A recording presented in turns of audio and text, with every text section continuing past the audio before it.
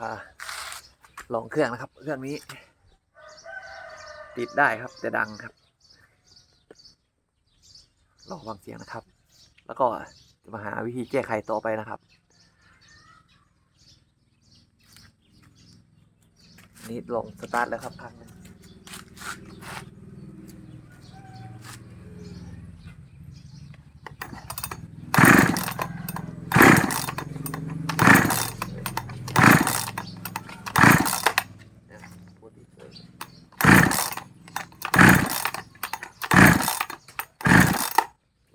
จะได้ไหมที่ปกติเลย